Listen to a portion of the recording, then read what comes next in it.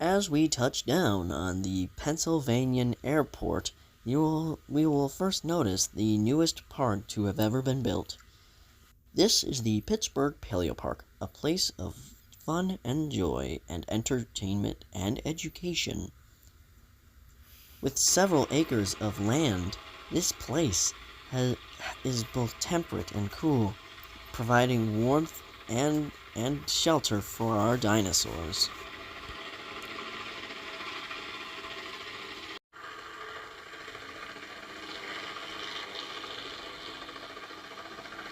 You will begin by entering through the newest building and entering into the staff area to see our one-of-a-kind buildings, each sponsored by the DPG Foundation or the Dinosaur Protection Group.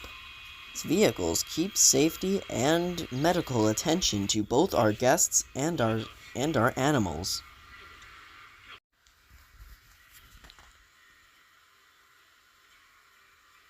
As we move on through the park, we will begin to notice the first enclosure.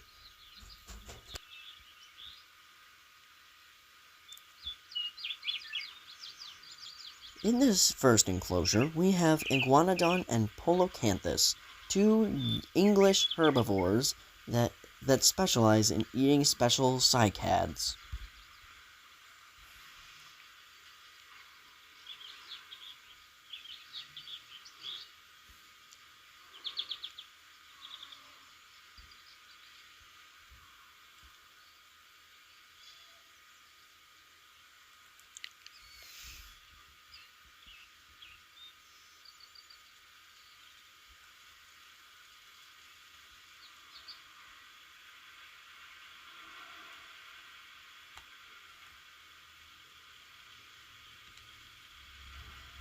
Here is a better look at our Polacanthus.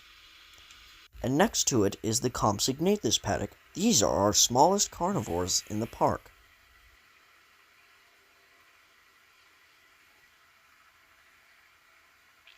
At the gift shop, you can get a good view of our Compsognathus through a special rock barrier. Here is some of them feeding on a meat feeder that we have installed.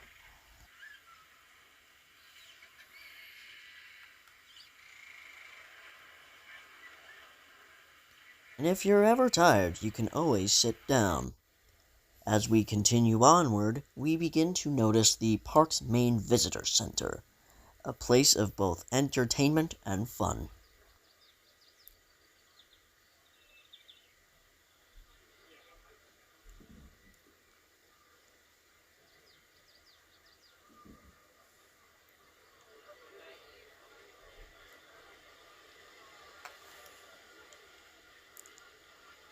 Behind the visitor center, we have the Science Center, where we learn about how scientists have managed to genetically engineer and clone dinosaurs.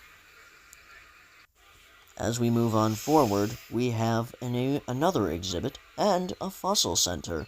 At this fossil center, you can learn more about the dinosaurs and other prehistoric animals that once existed in our world.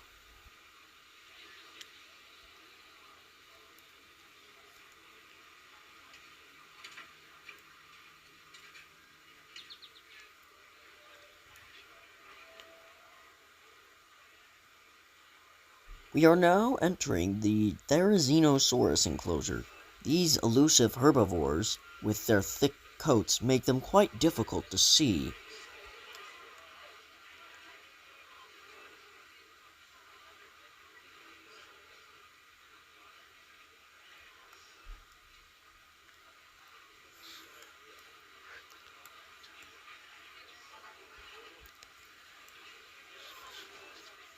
But thanks to our thermal sensors, we are able to see exactly where these beautiful animals are.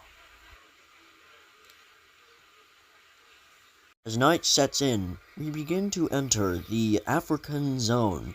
Here we can spot many species of African dinosaurs, as well as our various gift shops and restaurants. Here you can possibly sit down and luckily if you can possibly see them.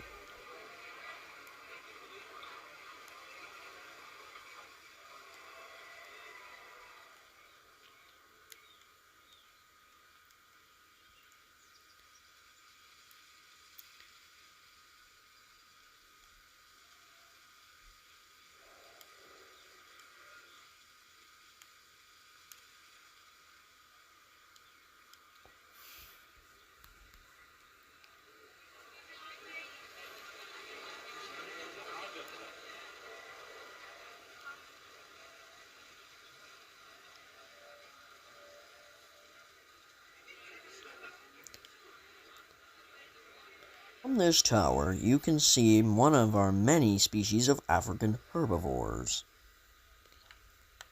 It is possible that you could see Titan, Nigersaurus, and Ouranosaurus, two sauropods, and one iguanodontian. They are quite difficult to spot, especially at night.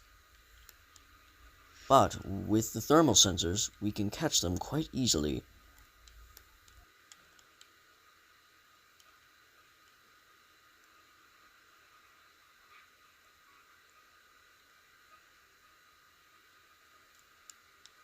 There's a much easier view of some of the younger Ouranosaurs around the paddock, as well as a Nigersaurus in the back.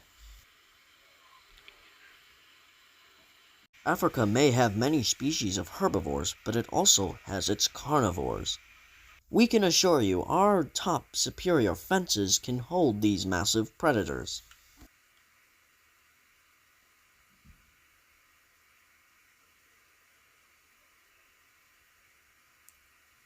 The imaging technology, we can see the Carcharodontosaurus.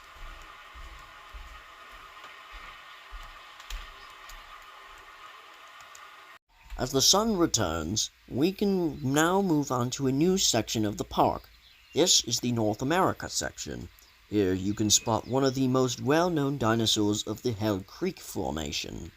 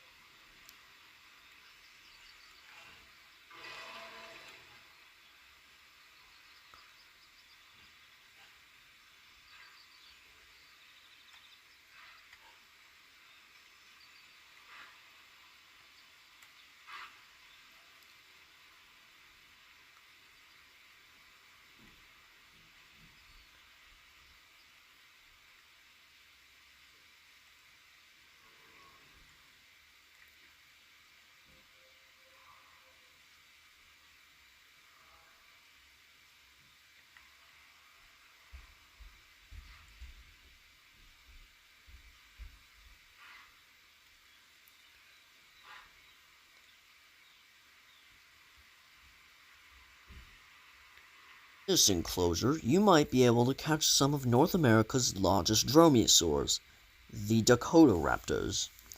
Unlike what most people believe, raptors have thick feathers that help them keep warm.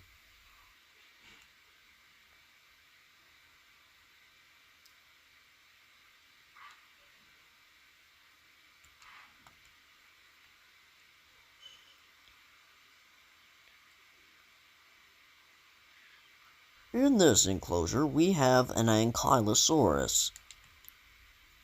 And there it is, sleeping as to its content.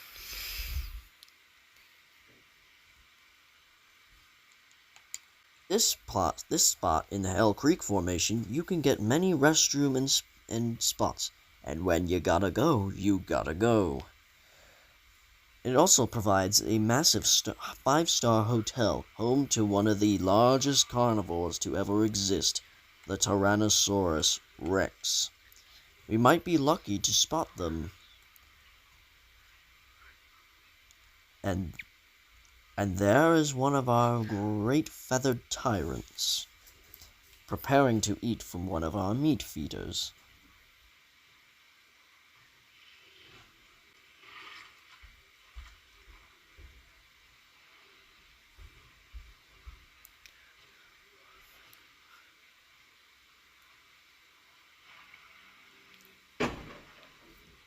About a half an hour of walking, you will enter the Kids Zone, a special zone specialized for both young and old alike, and very interactive. With this first enclosure, we will enter the Kronosaurus Lagoon. Here we can see many species of tropical fish, as well as our main marine reptiles.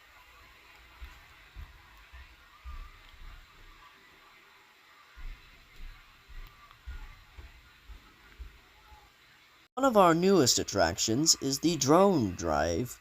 Here we can let let a special guest pilot a unique drone specialized in taking pictures of the marine reptiles. We can assure you this skeleton is obviously a replica, and we do not promote animal cruelty in our parks.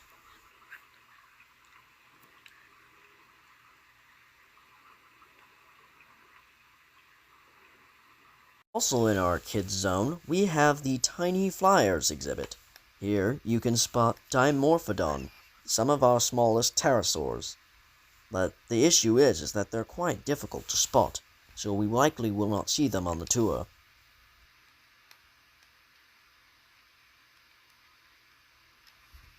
Our final spot in the kids zone is the petting zoo. Here you can come to feed and pet the animals that live in here. These include Struthiomimus and Minmi.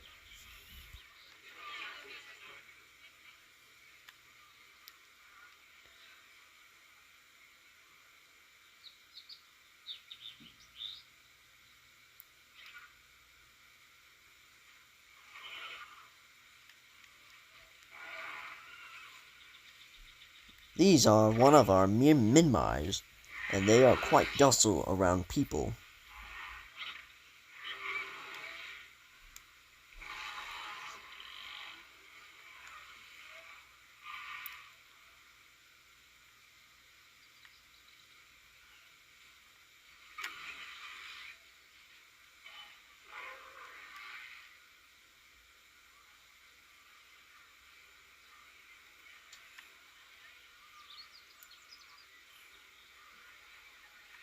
One of our largest exhibits in this park is the North American Aviary. Here we house some of the largest pterosaurs to ever fly the earth. These include Pteranodon, but they also include something much larger, the Quetzalcoatlus. This animal was the size of a giraffe.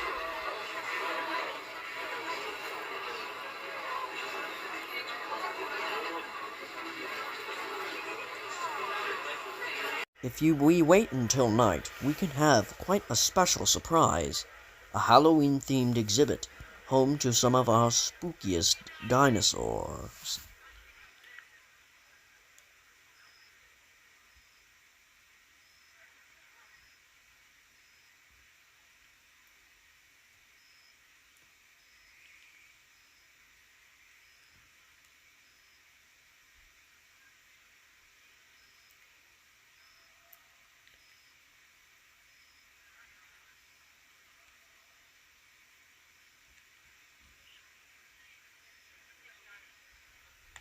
The Scorpius rex is what lives here.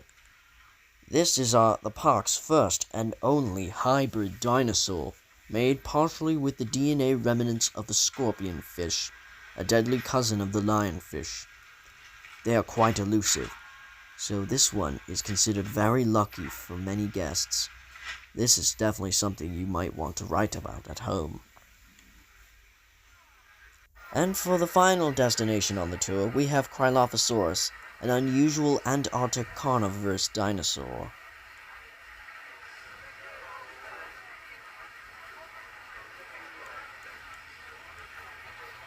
We hope you enjoyed our visit, and we are very happy to see you come again soon.